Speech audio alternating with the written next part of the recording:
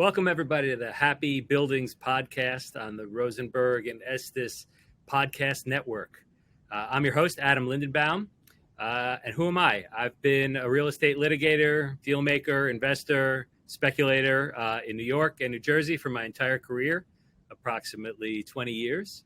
I'm a member here at R&E in New York. We're a full-service real estate firm that has about 90 attorneys practicing in all areas of real estate law, from litigation to administrative law, transactions, bankruptcy, tax, construction, you name it. If it touches real estate, we handle it.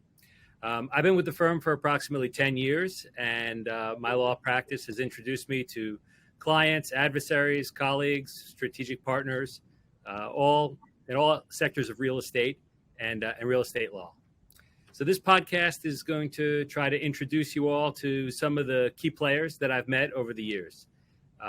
Everybody has their own origin story, their path to success in real estate, and in this business to unlock the secrets that each of my guests have uncovered along the way. And with any luck, we'll find out that one of the keys to success in real estate is having a rich and trusted relationship between attorney and client. Everyone has their origin story, like I said, and I thought I would start this first podcast off with a little bit of mine. And that story keeps evolving each day, which is why they call it the practice. But I definitely took a 90-degree turn into real estate. I started at Cornell for undergrad, which was a very big Ivy League school, and I was studying industrial and labor relations.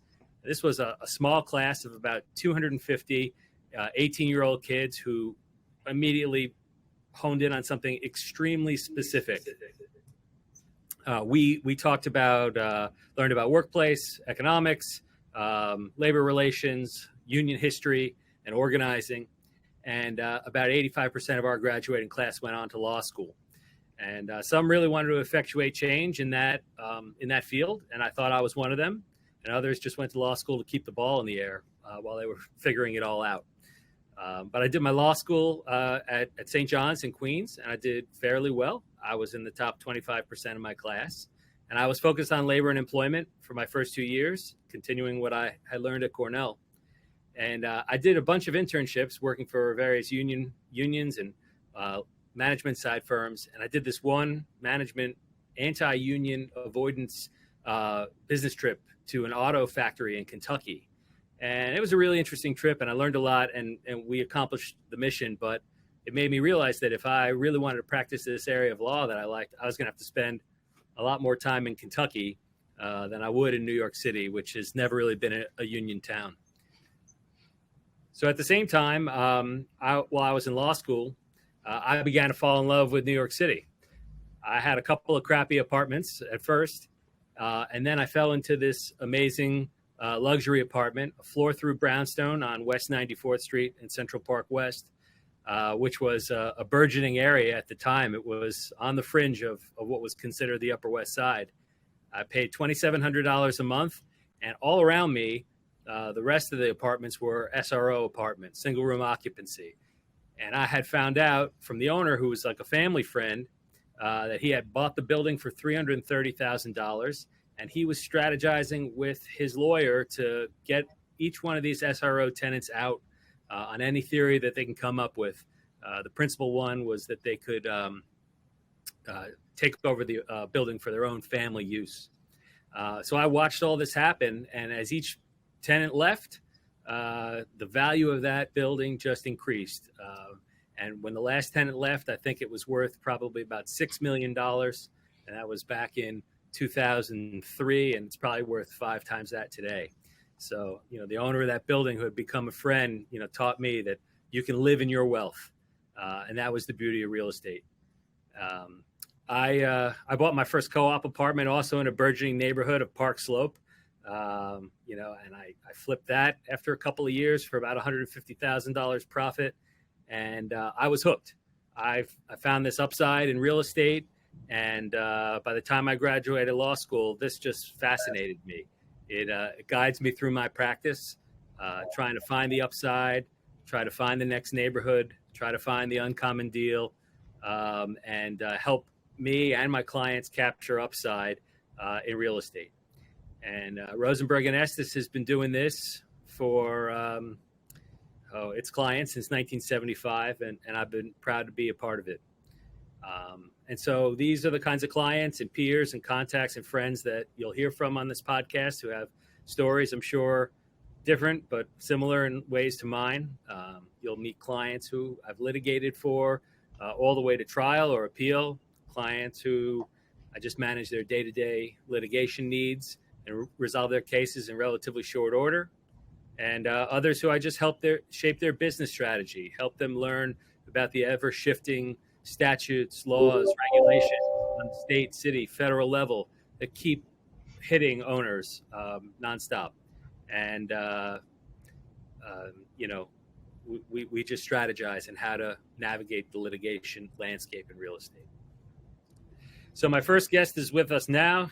He's either bored to tears or from my intro, or he may be excited that he gets to have the first laugh at my origin story. With us is Brian Milberg, the co-founder and senior partner of Sitex Group, a leader in the industrial real estate sector in the Northeast. Brian's done industrial real estate deals nationwide throughout his career, but Sitex's current focus and development is in New York and New Jersey area. Brian's my perfect first guest. We've been at the negotiating table together and around the pool and the tennis court. We've talked real estate, we've talked trash, and I know he'll have a lot of his origin story to share. So Brian, welcome. Thanks for having me, Adam. Good to be here. All right, glad to have you. Your story did not put me to sleep. It just made me feel that it's good to surround yourself in life with people that are smarter than you. Well, that's good. That's one thing that you're going to be looking for in an attorney, but I don't know that is true. Tell us about Sitex and what your company's all about, in your words. We've been, buying and developing industrial buildings really since 2009. And we are true value creators. We are guys that, look for the assets that we want to own. And we've built our company culturally as a place where you need to go out, find the assets, cultivate relationships with generational owners, and get to the real estate kind of through what we call the old school approach, as opposed to the capital markets approach, where people, bid on assets and properties are widely marketed to 100, 200 different types of buyers. So we are truly hands-on, street level, local buyers, and that's kind of been our formula. Everyone talks about sometimes how hard the market is to acquire assets, find properties, and we're good at keeping our head down and staying focused. How'd you get your start in real estate? I mean, it was before 2009, right? Way before 2009.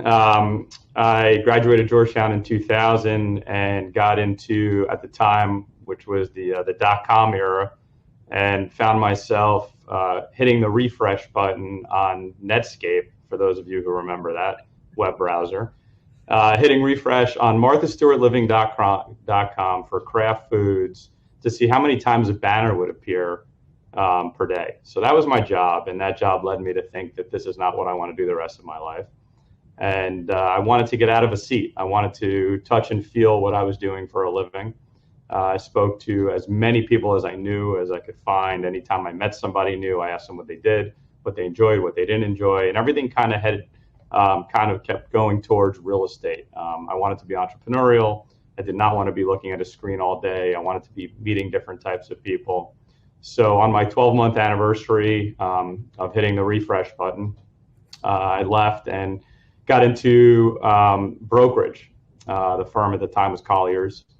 And the people that were around me that got me the interviews through my network basically told me if I'm in brokerage for more than 3 years, I'll never get out. So I marked it on my calendar. I said, okay, I'm going to do brokerage for 3 years and then go learn the buy side. On my exact third-year anniversary, I went and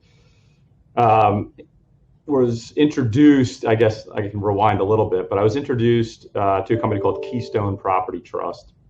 And Keystone Property Trust was a very large industrial REIT. And they were primarily, I would say, Northeast and Midwest.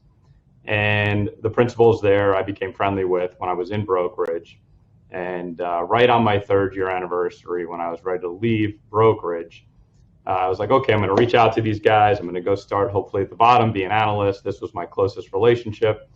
And I read the newspaper the next day, and they just sold the entire company to a company called Prologis. So I then said, okay, well, I need to get onto the buy side. And they ended up reaching out and calling one of the principals there. And we were both living on the Upper West Side at the time. We grabbed a beer, and we just started talking about what they were doing, what I was looking to do, and it matched up. And I went and started with them, and they formed a new company called KTR Capital Partners. And they went from the public sector at the time to the private sector. And it was then where I really learned how to build from the ground up, going into new markets, create new relationships, and really learn industrial markets outside of what I was kind of raised in brokerage for those 3 years of New Jersey. So I kind of, a counterpart of mine and myself kind of split up the country the wrong way, the long way horizontally instead of going this way. And I was flying literally from New York to Chicago to Seattle up to Toronto. And it was an incredible experience. The two guys that really spearheaded the company were as smart as you can find in our industry. So I learned how to identify assets, understand assets, go into meetings at the age of 26 years old, convince sellers to sell, develop buildings, go through entitlements. And it was an incredible experience. Fast forward to early 2008, I felt that my learning curve had plateaued and my end game was to go off on my own. And I told myself the next downturn, I'm going off on my own with not much savings, but I could try and figure it out. Lehman hit a few months later. I was like, wow, that was a little too soon. Was not expecting it to happen that quickly. But I also saw opportunity. I felt that it was a great time to let the dust settle a little bit and then figure out how to kind of create my own company. I got friendly. One of the things you do in our world is, it's because it's so small, is you get as friendly with all your competitors as you can. It's important to know what they're doing, what they're not doing. And a lot of us have the same relationships and same attorneys. We're constantly signing waivers so we can work with the same attorneys. So it's an incredibly small world. And one of my friends that I got friendly with, who was a small competitor in Chicago, is a gentleman by the name of David Friedman, who to this day is still my partner. Sure. And I told him that what I was doing, and he was like, well, how do we figure this out together? And that's what we did. And we started Sitex Group, and we started building or buying very small properties. At the time, we raised some friends and family capital. And we quickly ran out of money, as most people do when they're starting out in real estate, because you have to invest in every deal. And we kind of looked at each other one day and we said, well, what do we do now? We need more capital. So we put our suits on, which we rarely do. And we reached out to our network again and started meeting with all different types of capital. And we came across the State Teachers Retirement System of Ohio. And this was, I guess, 2011-ish. And again, we just saw where values were relative to historical values because of the recession or the recovery that we were starting to see. And we saw opportunity. Fair to say that those investors started small with you and then have done larger deals with you over time? Yes, the State Teachers started small with us as kind of a test case. They gave us some capital, and we meshed. We got the capital out. We thought very smart. And then they re-upped with us. We raised more capital, and then we continued to grow the business, both from a portfolio standpoint, but also geographically. And we ended up opening up an office on the West Coast. And now we were in New York, Chicago, and Manhattan Beach in California, which I love to visit. So, and we were doing great across the country. And then 2017 hit. And David and I kind of looked at each other. Our kids were getting, I just had my third kid. David's kids were just approaching middle school. And we kind of looked at each other and said, we're tired of traveling. We want to see our kids grow up. So we made a business decision to kind of close down Chicago, close down LA, sell those assets, and bring it into kind of an hour and a half drive from our homes. And it's been great. It's really been fun. We've grown the business here, And, we've done, probably one of the most active buyers now in New York and New Jersey. How have you seen the industrial sector change since you guys started in 09? Quite a bit. The easiest stories I can give is I'd go to a dinner event that was completely unrelated to our business, and I'd be talking to somebody and they'd look at me and say, "So what do you do?"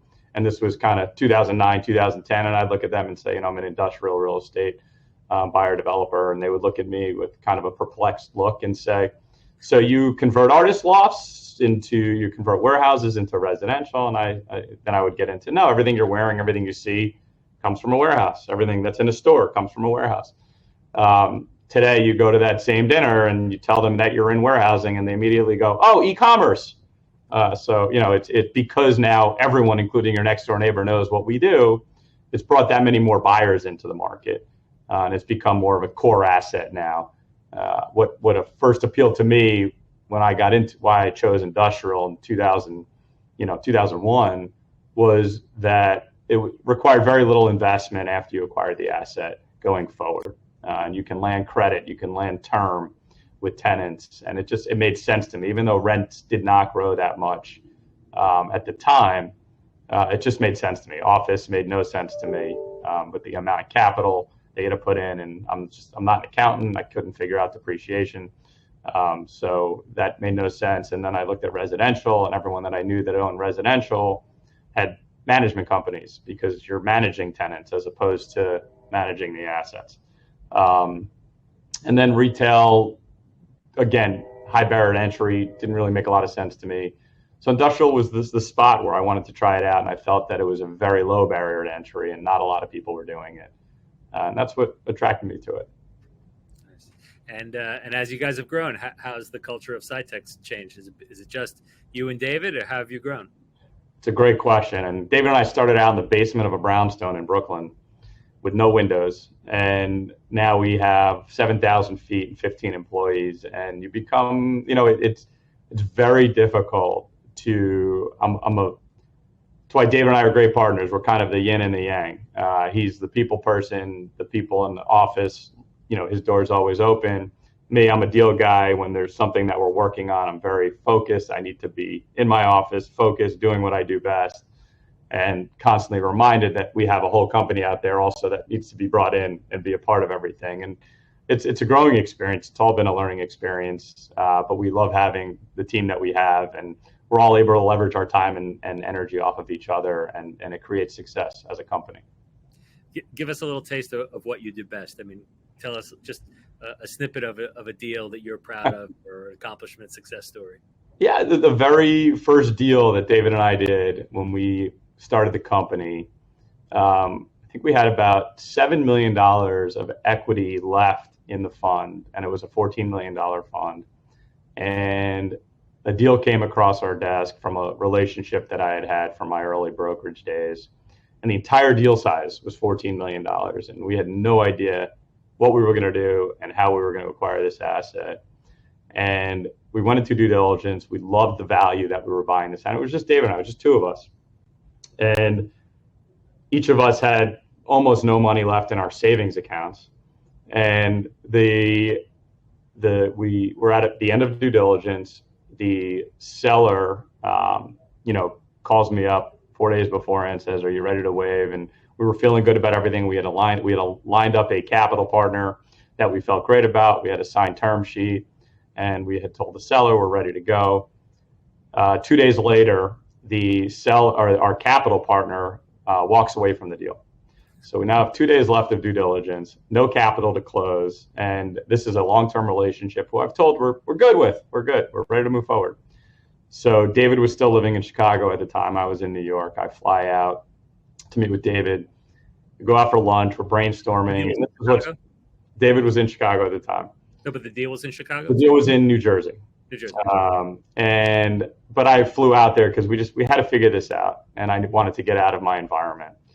And we sit down at lunch, and we're just talking about the deal, the seller. And as we're talking, and again, this is why partnerships are so great in real estate. We basically look at each other and said, you know what, maybe we go to the seller and ask for seller financing. So we do the quick math. At the time, interest rates were 6%, and everyone's kind of laughing if you look today because they're back there. But interest rates at the time were 6%. We went to the seller and said, how would you like to make another $80,000 a month post-closing for a couple of years on top of the sale price? The dynamic of the seller allowed him to provide seller financing. My attorney shoots me over a loan document that was about 50 pages long. I told him this needs to be about 5 pages long. He laughed. He's like, how do I do that? I said, just strip out everything that's not necessary for, someone that's 90 years old that needs to read, that does not have, that only has a typewriter. So, and a fax machine. So he sends me back a 5-page document. I fax it off to the seller. We had about 8 hours left of due diligence. He then literally signs it. The fax comes in. We close on the deal.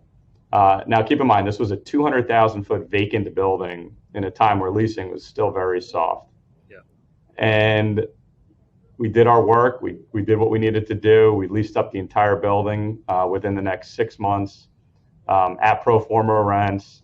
And then we took it out to the market 6 months later, and we sold it to a pension fund for 2 times what we were into the asset for. And that kind of was the beginning of Sitex Group. And you felt the pain, you felt the stress, and that was the first of probably the first 7 or 8 transactions that we felt that pain. That's great. That's great. And a great example of how lawyers could get in the way of a deal. So sometimes the business sense takes over. That's why we wish we would have had you. You would have gotten it quickly. I would have done it 4 pages. That's right. Anyway, our listeners are a lot of lawyers, people who rely on lawyer advice in their day-to-day operations. What kind of qualities do you seek in your counsel relationships? It's funny. It's very difficult to find great attorneys that in our world you have to align with personality-wise, because our world is you need to be chameleons with sellers and sellers' attorneys. And, I categorize attorneys in 2 ways. You've got the guys that make deals and the guys that kill deals. And the attorneys that are deal makers are the guys you love to do transactions with. And a lot of the attorneys that we've used on the transactional side are actually guys we've been against on the other side, where we were impressed by how they represented their clients and how they figured out problems to get to a closing. And we as Sitex, we are a very small company relative to our peers, and we are incredibly fast moving, and that's a big competitive advantage of ours. And if we have the attorneys that work with us, they know how demanding we are. They know that we need things yesterday, and attention to detail and figuring out wordsmithing to get the things you need are probably the most mission critical. And on top of that, it's the relationship. It's to know that you can call that attorney after business hours. They're going to be responsive when you need them, because real estate is not a 9-to-5 job. We were going through contracts on Saturday of this past weekend for a transaction we're working on. So it's a, businesses run 24/7, and we need to be around on those off hours to transact. So working with smart, thoughtful, responsive, and detail-oriented attorneys are everything. Great. So now that the world, hopefully this podcast will have a broad reach, who do you want this podcast to reach? That's a good question. To get a little bit of that Sitex magic, maybe there's capital out there that wants to come knocking on your door. You tell me. Yeah, for us, it's sellers. We always find ourselves to be the easiest buyer. When a broker has a transaction and they know they just need someone that can come in, figure out problems, kind of dust off whatever the issues are with the property and have an end game for a seller, that's when they bring us in. We are not your highest paying buyer, but we problem solve in a great way. And a lot of that is attributed to the attorneys that are on our team, including you, Adam. It's a big part of our business. A lot of what we buy are problem childs. They're things that sellers don't want to deal with anymore. And to have the right team on our side of the fence that's ready to kind of take over the property, divide and conquer the problems, and then kind of take it to its next legacy or next life That's what we're best at. Cool. Well, hopefully some R&E clients or people on our mailing list will hear about your success story and get some inspiration. I hope so too. Thanks a lot, Brian. Appreciate it. So I don't know. Well, just to wrap up, if anybody thinks about ways to synergize with Brian, Sitex, reach out to me. We'll be happy to try to set up an introduction. And of course, if R&E can help you in any way in the litigation field, transactions, any aspect of real estate, reach out. We'd love to help you meet your business objectives and do it in an efficient way that won't break the bank. All right. So this is Adam Lindenbaum, member of the litigation department at Rosenberg and Estes PC. You can feel free to reach me anytime, 212-867-6000 or alindenbaum@rosenbergestes.com. Thanks.